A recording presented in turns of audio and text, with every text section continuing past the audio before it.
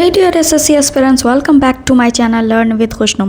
आज बहुत important topic मैं आपको कवर करवाने वाली हूँ जिसका नाम है प्रेपोजिशन।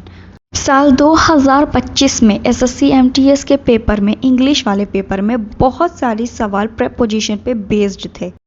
तो जाहिर सी बात है कि 2026 वाले साल में भी प्रेपोजिशन बहुत ज़्यादा इंपॉर्टेंट होगा हर एसएससी एमटीएस देने वाले बच्चों के लिए। तो इसलिए मैंने सोचा कि क्यों ना प्रेपोजिशन भी पढ़ा जाए बहुत सिंपल और आसान तरीके से। किसी को भी कंफ्यूजन रहता है प्रेपोजिशन में, आज के बाद नहीं अगर आपको प्रेपोजिशन की क्लास ये बहुत अच्छी लगे, समझ में आ जाए, आप एक एक क्वेश्चन कर सको, तो चैनल को सब्सक्राइब और वीडियो को लाइक ज़रूर कीजिएगा। आइए स्टार्ट करते हैं बिना टाइम को वेस्ट किए। आइए सबसे पहले हम समझते हैं कि प्रेपोजिशन जो है वो किसे कहते हैं।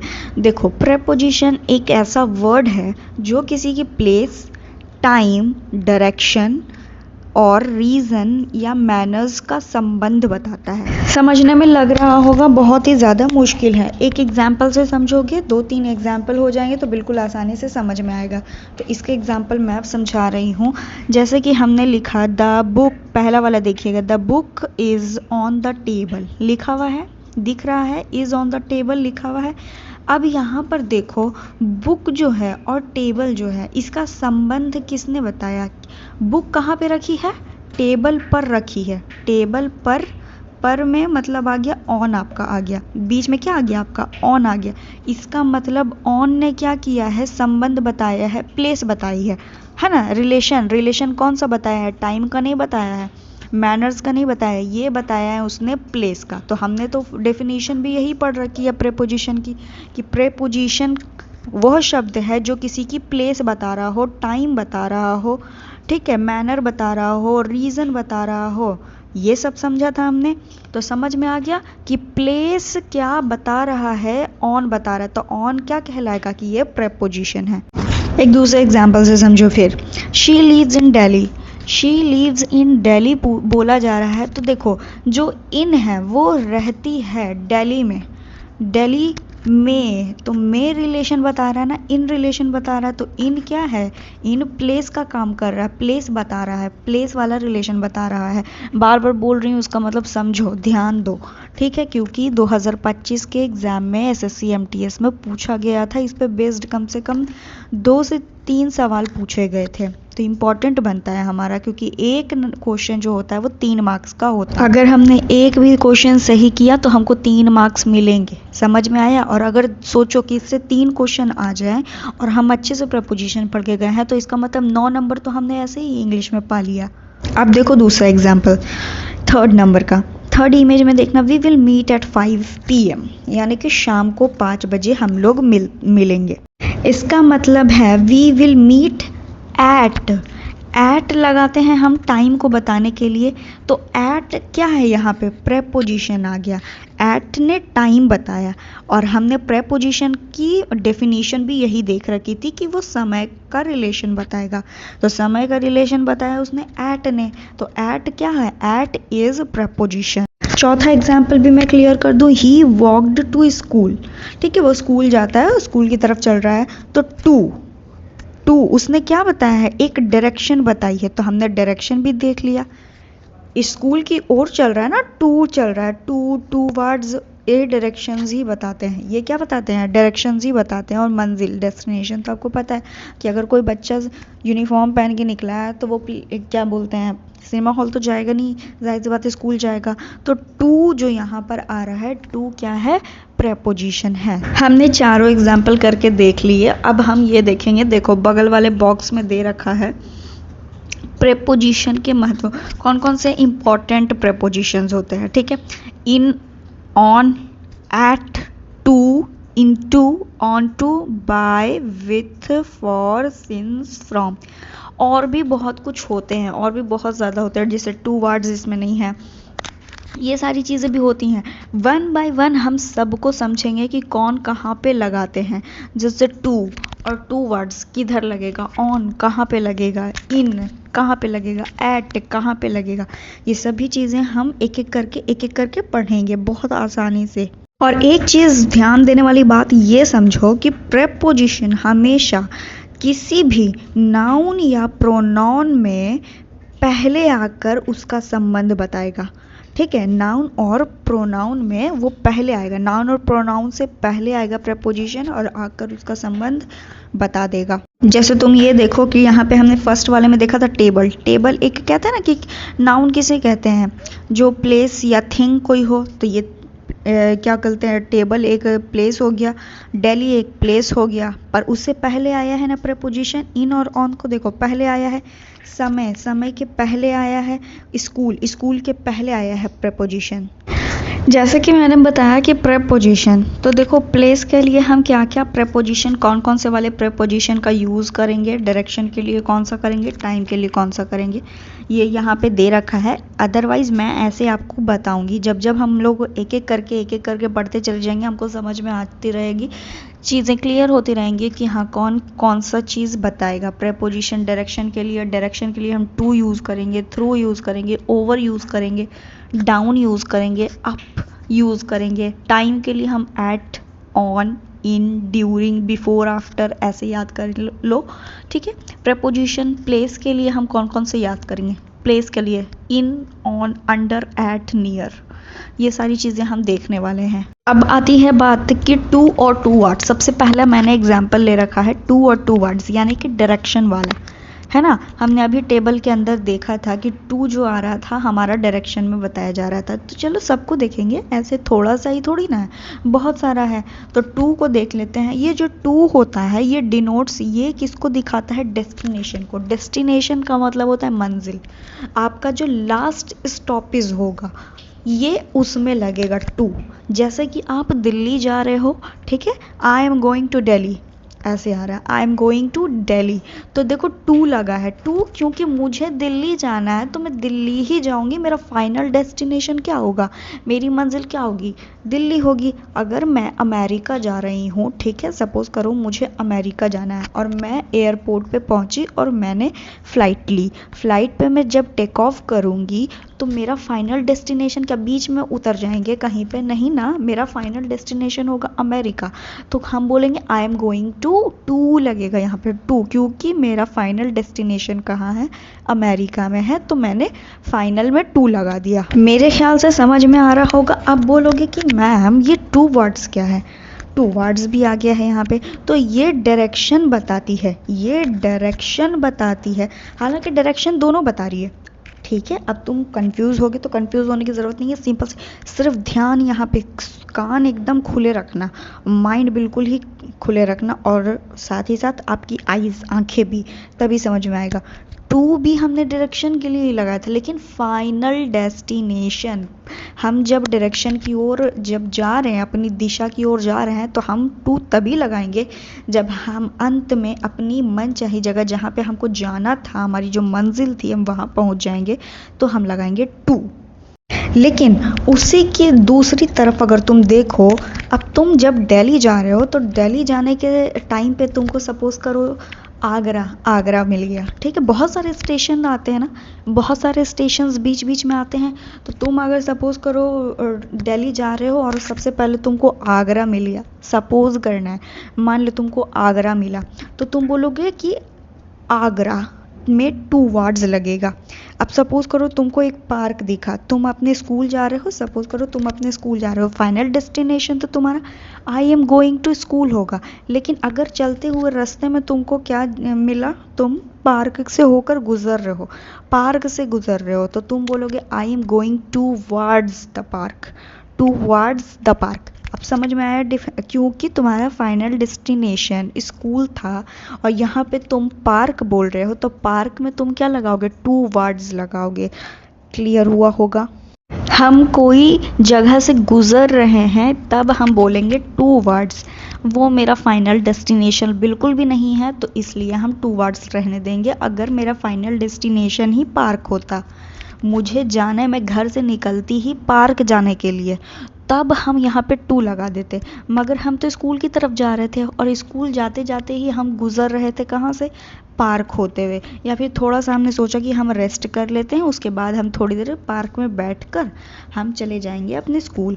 तो यहाँ पे भी टू वर्ड्स लगता, क्योंकि मेरा फाइनल डेस्टिनेशन स्कूल है, मैं अभी थकी हूँ तो मैं पार्क में बैठी हुई हूँ 2-3 मिनट के लिए, 20-25 मिनट के लिए, इस तरीके से। जब तुमने टू और टू वर्ड्स को समझ लिया तो अब इस पे बेस्ड खूब सारे क्वेश्चन करेंगे, तभी समझ में आएगा। क्योंकि क्वेश्चन नहीं करेंगे तो वैसे भी कोई फ़ायदा नहीं है पढ़ने का, सॉल्व नहीं कर पाओगे। सबसे पहला क्वेश्चन है हमारा, we are going Delhi tomorrow, मतलब कि हम कल जा रहे हैं दिल्ली। तो तुम ये बताओ कि क्या दिल्ली उसका फाइनल डेस्टिनेशन है या फिर नहीं। अगर फाइनल डेस्टिनेशन है दिल्ली तो समझ लो कि टू लगेगा, फाइनल नहीं है तो समझ लो कि टू वर्ड्स लगेगा। अब इसमें एक चीज़ ध्यान देने वाली बात ये है कि अगर कोई पॉइंट या फिर कोई प्लेस है और फाइनल डेस्टिनेशन है, फाइनल डेस्टिनेशन किससे रिलेट कर रहा है, किसी पॉइंट से, किसी बिंदु से या फिर किसी जगह से, तो उसमें टू लगाएंगे। लेकिन टू वर्ड्स भी हम लगा सकते हैं फाइनल डेस्टिनेशन में, अगर हमारा किसी व्यक्ति तक का कोई फाइनल डेस्टिनेशन हो तब हम टू वर्ड्स को यूज़ करेंगे, ये बात ध्यान रखिएगा। अब यहाँ पे हमारा we are going Delhi tomorrow है, यानी कि Delhi is the final destination, तो हमारा आंसर होगा इसमें बी, ऑप्शन बी, टू लगाएंगे, we are going to Delhi tomorrow. Next question is the child ran his mother. अब मैंने आपको क्या बताया था कि फाइनल डेस्टिनेशन होगा तो हम लगाएंगे टू, और किसी पर्सन का अगर फाइनल डेस्टिनेशन हमारा कोई पर्सन है तो हम उसमें लगाएंगे टू वर्ड्स। तो the child ran his mother, बच्चा दौड़कर अपनी माँ के पास जा रहा है तो मदर इज़ फाइनल डेस्टिनेशन, मगर हम यहाँ पे टू इसलिए नहीं लगाएंगे फाइनल डेस्टिनेशन होने के बावजूद भी, क्योंकि ये एक व्यक्ति की बात हो रही है, एक व्यक्ति है जो फाइनल डेस्टिनेशन है, तो हम इसमें लगाएंगे टू वर्ड्स। क्लियर हो रहा है सारा point. Next question is she walked the bus stop. यहाँ पे भी आ रहा है कि एक लड़की है जो वॉक करते हुए बस स्टॉप की तरफ जा रही है। अब बस स्टॉप तक जा रही है तो जाहिर सी बात है कि बस स्टॉप उसका क्या होगा, फाइनल डेस्टिनेशन होगा, और फाइनल डेस्टिनेशन के लिए मैंने आपको बताया था टू। अब कुछ बच्चों को अगर कंफ्यूजन होगा कि अभी टू वर्ड्स, तो टू वर्ड्स मैंने उस फाइनल डेस्टिनेशन के लिए बताया है जिसका रिलेट कर रहा हो, रिश्ता हो किसी व्यक्ति से, किसी पर्सन से, पर यहाँ पे तो एक पॉइंट या प्लेस दिया हुआ है लास्ट हमारा डेस्टिनेशन, तो हमने लगाना है she walked to the bus stop, तो हमारा ऑप्शन नंबर क्या हो जाएगा, बी। नेक्स्ट क्वेश्चन हमारा है द डॉग केम रनिंग मी। इससे क्या समझ में आ रहा है कि जो वो डॉग है वो मेरी तरफ आ रहा है दौड़कर, ठीक है। तो हम इसमें क्या लगाएंगे, टू लगाएंगे, टू वर्ड्स लगाएंगे, एट लगाएंगे, इनटू लगाएंगे, बताओ क्या होगा। एट और इनटू तो कोई हिसाब से नहीं बैठता है, तो तुम बताओ मुझे ऑप्शन में कि क्या होगा, इसमें ए होगा आंसर कि बी होगा आंसर।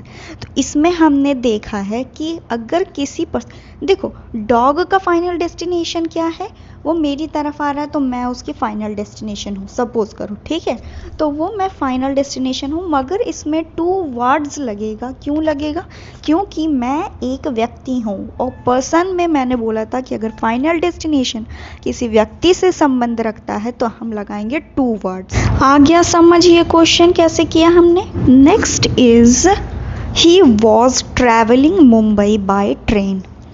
अब क्वेश्चन देख के इसका जवाब तो तुम फटाक से दे दोगे, कैसे कि वह जा रहा है, मतलब सफ़र कर रहा है मुंबई तक का बाय ट्रेन के द्वारा।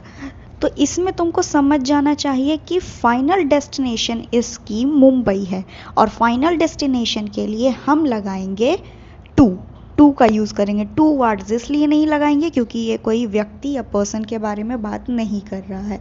तो आई होप कि समझ में आ रहा होगा, उम्मीद करती हूँ कि बहुत अच्छे से क्वेश्चन तुम लोग कर रहे होगे। इसका आंसर कर लो बी ऑप्शन, बता दिया किस तरीके से to. Next is the old man moved slowly the door. बताओ कि स्लोली के बाद क्या लिखा जाएगा। इसमें तो बता दोगे बिल्कुल आसान तरीके से कि जो बूढ़ा व्यक्ति है, जो ओल्ड मैन है, वो दरवाजे की ओर, यानी कि एक डायरेक्शन बता रहा है। तो स्टार्टिंग में ही मैंने क्या बताया था कि प्रेपोजिशन टू वर्ड्स जो है वो हम डायरेक्शन के लिए यूज़ करते हैं कि ओर जा रहे हैं। जैसे मैंने पार्क का एग्जांपल देके आपको समझा रखा था तो हम यहाँ पे क्या लिखेंगे, जो बूढ़ा व्यक्ति है वो दरवाजे की ओर जा रहा है। कोई एग्जैक्ट पोजीशन नहीं बताई गई, पर हाँ डायरेक्शन ज़रूर बताई गई है। तो the old man moved slowly towards the door. तो option number A is the right answer. आ जाओ 7 नंबर पे, please give this letter the principal.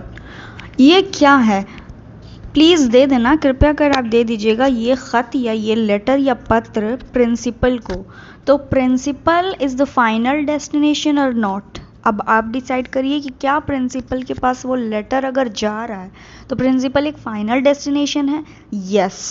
अब कुछ बच्चे जो होंगे, ऑलमोस्ट बच्चे, उनको लग रहा होगा कि प्रिंसिपल फाइनल डेस्टिनेशन तो है, लेकिन ये व्यक्ति से ताल्लुक़ रख रहा है, पर्सन से रिलेट कर रहा है, तो हम यहाँ पे टू वर्ड्स लगा देंगे। लेकिन यहाँ पे भी एक चीज़ समझने वाली है कि अगर वो कोई पर्सन है और वो फाइनल डेस्टिनेशन भी है, लेकिन यहाँ पे हम ये चीज़ देखेंगे कि कोई चीज़ दी जा रही है। अगर कोई चीज़ किसी व्यक्ति को दी जाती है तो हम कहते हैं वहाँ पे टू लगाया जाएगा। ठीक है, वहाँ पे क्या बोला जाएगा, टू लगाया जाएगा। तो इस हिसाब से हमको एक चीज़ और जानने को मिल गई कि अगर किसी व्यक्ति के पास हम जा रहे हैं और वो मेरा फाइनल डेस्टिनेशन है और वहाँ पे हम वो चीज़ कोई भी चीज़ से, समथिंग या एनीथिंग, तो कोई भी चीज़ अगर हम उसको दे रहे हैं तो वो कहलाएगा टू। तो please give this letter to the principal. Logic समझ में आया? समझ में। जितने क्वेश्चन करेंगे उतना आसान रहेगा हम लोगों के लिए चीज़ों को समझना। हर एक क्वेश्चन हम इसलिए करते हैं ताकि हर इंग्लिश, देखो इंग्लिश बहुत टफ होता है। वो अगर मैं ये बोल दूँ कि इंग्लिश बहुत इजी है, बहुत आसान है, ये फालतू की बातें हैं यार। कुछ भी ऐसा होता नहीं है कि इंग्लिश हल्का है या फिर मैथ्स हल्का या साइंस हल्का है, बिल्कुल नहीं होता है। ये सब फालतू की बातें हैं, बिल्कुल बिल्कुल वेस्ट, एकदम फिजूल बकवास मैं तो बोलूँगी इस चीज़ को। जो भी लोग बोलते हैं कि आसान है, आसान, अरे आसान नहीं है भाई। देखो लॉजिक बिल्कुल अलग लग रहा है, हर जगह पे देने में अलग लगा दिया हमने। फाइनल डेस्टिनेशन भी हमने बताया था कि टू है, बट यहाँ पे क्या हो गया, व्यक्ति हो गया, बदल गया। व्यक्ति के पास अगर फाइनल डेस्टिनेशन तो टू वर्ड्स हम लगा दे रहे हैं। अब मेरा व्यक्ति भी है, मेरे पास फाइनल डेस्टिनेशन भी वो है, लेकिन हमने यहाँ पे क्या लगा दिया, टू लगा दिया। अब बताओ कैसे लॉजिक, तो कैसे ईजी है, बच्चे का दिमाग घुमा देने वाला चीज़ है। इसमें बहुत एहतियात बरतनी पड़ती है। लेकिन कोई भी चीज़ टफ है तो बना इंसान ही रहे हैं, क्वेश्चन भी इंसान ही बना रहे हैं, आंसर भी उसको इंसान ही बना रहे हैं। तो हमको टफ से कोई मतलब नहीं है, बस हमको हर चीज़ सीख लेनी है। सिंपल, आसान कोई भी चीज़ नहीं है, हमको सीखना है बस। यहाँ पे लिख रखा है the soldiers marched the border. अब यहाँ पे एक चीज़ देख लो क्वेश्चन ये देख लेना है आपको कि डेस्टिनेशन है क्या डायरेक्शन है। डायरेक्शन रहेगा तो टू वर्ड्स, डेस्टिनेशन है तो टू। तो यहाँ पे हम देख रहे हैं, हमको चूज़ करने को मिला कि डायरेक्शन है या फिर डेस्टिनेशन है। तो हम तो देख रहे हैं कि भाई सोल्जर्स जो होते हैं, हमारे जो सैनिक होते हैं, वो मार्च्ड कर रहे हैं बॉर्डर, सीमा की ओर। ये तो सिंपल हमको मालूम पड़ रहा है कि डायरेक्शन दे रखी है। तो डायरेक्शन के लिए तो हमने शुरू में ही पढ़ लिया है सिंपली कि हमें टू वर्ड्स लगाना है ना। तो हम बोलेंगे टू वर्ड्स। समझ में आ गया? ये अच्छे तरीके से दिशा बताई गई थी, इसलिए टू वर्ड्स हमने इसमें यूज करा। नेक्स्ट क्वेश्चन है हमारे पास, शी लुक्ड द विंडो। अब देखो एक लड़की है जो विंडो की ओर देख रही है। अब तो डिसाइड कर लो कि डेस्टिनेशन है कि डायरेक्शन है, उसी हिसाब से लगाओगे तुम। तो साफ साफ पता चल रहा है इधर की लुक्ड द विंडो यानी कि खिड़की की ओर देख रही है। खिड़की कभी किसी का डेस्टिनेशन होता है क्या? नहीं होता है, बिल्कुल नहीं होता है। ठीक है, तुम्हारी कोई मंजिल है खिड़की की तरफ? नहीं, बिल्कुल नहीं। तो टू वर्ड्स यहाँ पे लग जाएगा। ये क्वेश्चन सिंपल था, आसानी से बन गया होगा। तो 9th नंबर का आंसर आ गया हमारे पास, option B. Next question is 10th number पे। देखो हाँ, अभी तक हमने 9 कर लिए क्वेश्चन। बताओ बातों में। We drove the airport early in the morning. ठीक है, इसका मतलब समझ में सबको आ ही रहा होगा कि हम लोग कल ड्राइव करके मतलब हम लोग जाएंगे कहाँ, एयरपोर्ट, एकदम सुबह सुबह।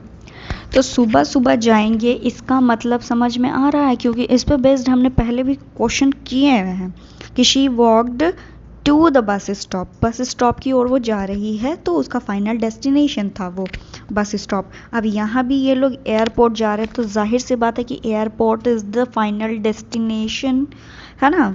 तो ये इधर हमारा आ जाएगा इस हिसाब से option number B, we drove to the airport early in the morning. Option क्या दिया?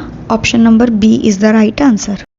थोड़ी सी चीज़ और समझ लेते हैं, जैसे टू और फॉर का रिलेशन, कि किस में टू प्रेपोजिशन आएगा, फॉर प्रेपोजिशन आएगा। सिंपली ऐसे समझिए कि अगर टू आया है तो टू प्रेपोजिशन किस में लगेगा। जैसे गो, किसी के जाने की बात हो रही है, तो हमने पहले भी देखा है कि फाइनल डेस्टिनेशन है, डायरेक्शन दे रखी है, तो उसमें हम अपना लगाएंगे टू, ठीक है।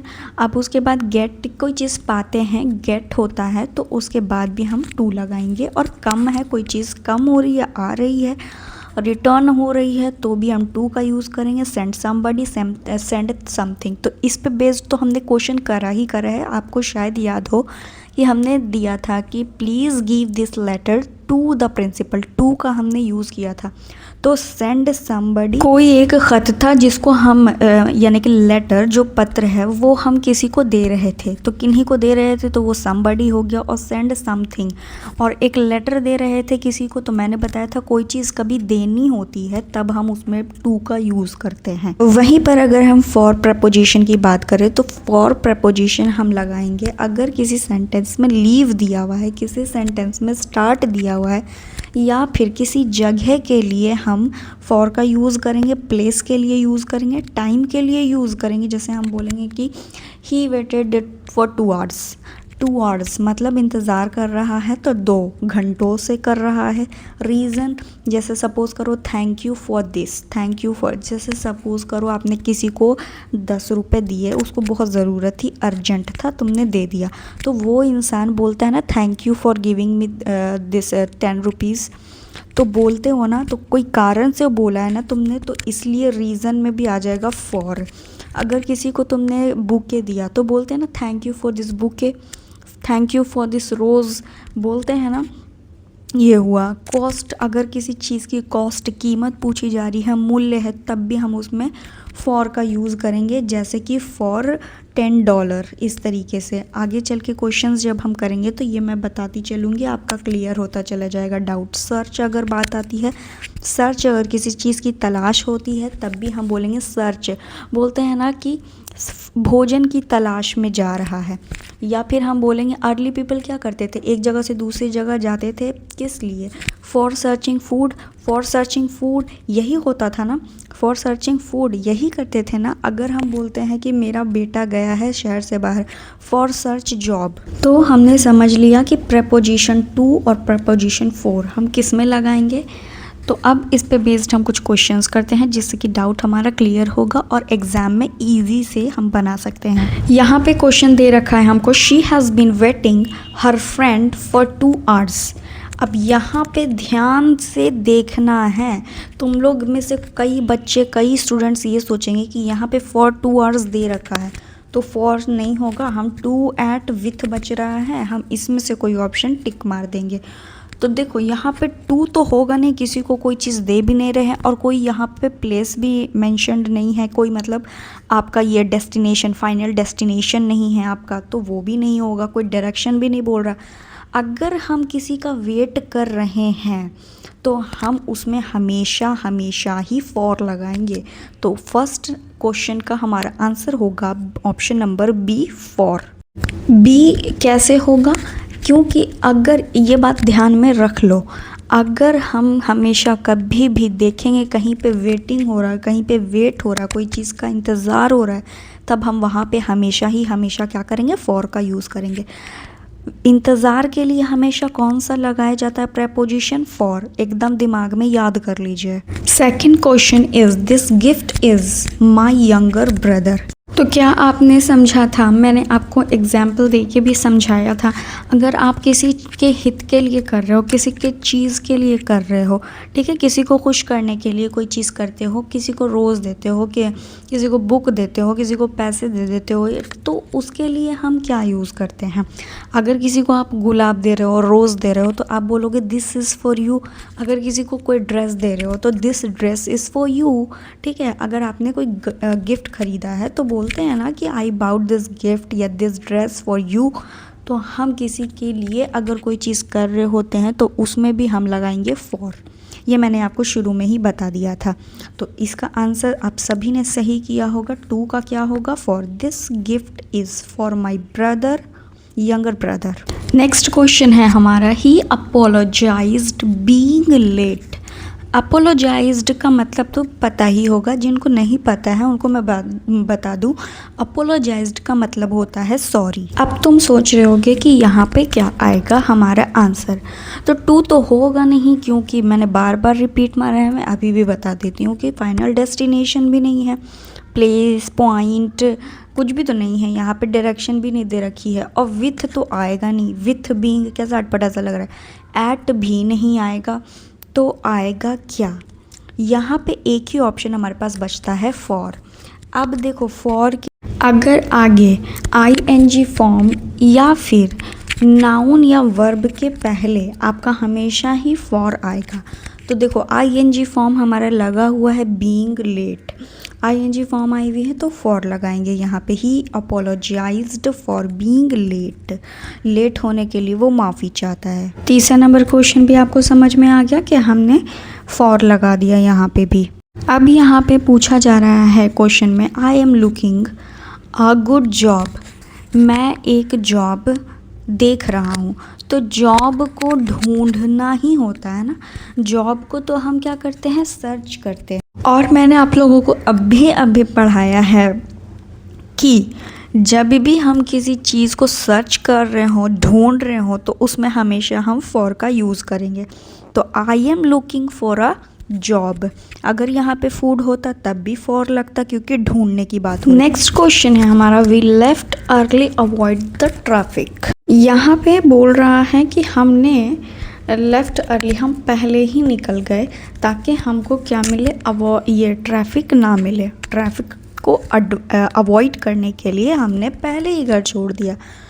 तो हमने क्या बोला कि इसमें आपका ऑप्शन क्या आएगा? तो इसमें आप लगाओगे ऑप्शन नंबर बी।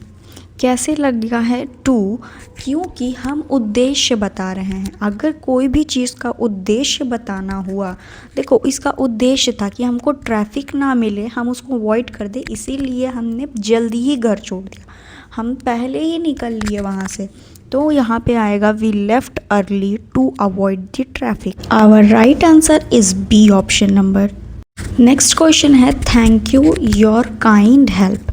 इसमें तो आपको पता ही चल रहा होगा कि इसमें हम किस चीज़ की बात कर रहे हैं। थैंक यू कर रहे हैं, यानी कि रीज़न दिया हमने, किस चीज़ का रीज़न दिया? काइंड हेल्प की। तो यहाँ पे लग जाएगा for. Option number B is the right answer. Next question हमारा बोल रहा है, this train is bound Delhi.